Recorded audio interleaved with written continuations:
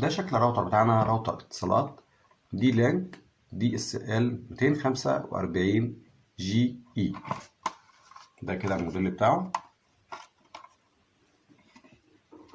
دي لينك DSL 245 GE.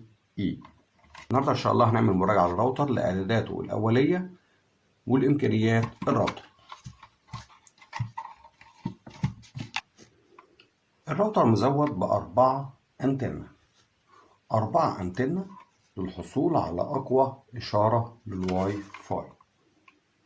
أنا كده نشوف المفاتيح ومداخل الراوتر. أول حاجة عندنا هو مفتاح الباور، طبعا ده اللي بيشغل الراوتر ويقفله. اللي جنبه على طول ده مدخل الباور أو مدخل الأدابتور، بعد كده مدخل اليو اس بي، و4 مخارج اللان، وده طبعا مدخل الدي اس ال.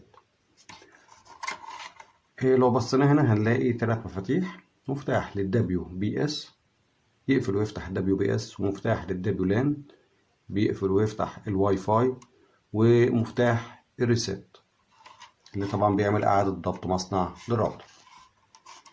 الراوتر ده يا جماعة مزود بخاصية ال 5G أو خاصية ال 5 جيجا هرتز بتاعة الواي فاي، ودي اتكلمنا عنها كتير قبل كده وعرفنا إن هي بتكون أسرع من ال 2G.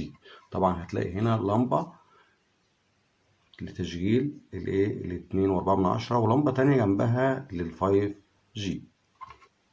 يلا بينا نبتدي الإعدادات الأولية ونعرف إمكانيات الراوتر. هنفتح بقى صفحة الراوتر ونشوف الإعدادات. عندك هنا بقى اليوزر نيم والباسورد. اليوزر نيم يوزر، أما الباسورد فهو ETIS.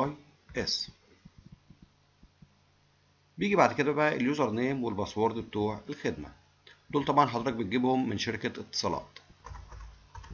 أنا بكتب بس أي باسورد بحيث أوري حضرتك برضو إيه اللي هيحصل.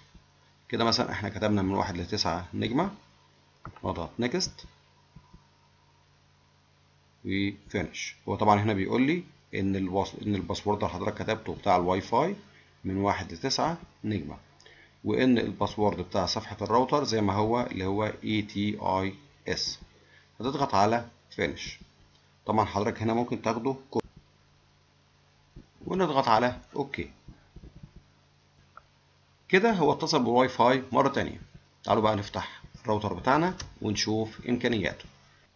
اول حاجة عندنا وهي الواجهة الرئيسية. زي ما انتم شايفين كده الواجهة الرئيسية فيها كل حاجة.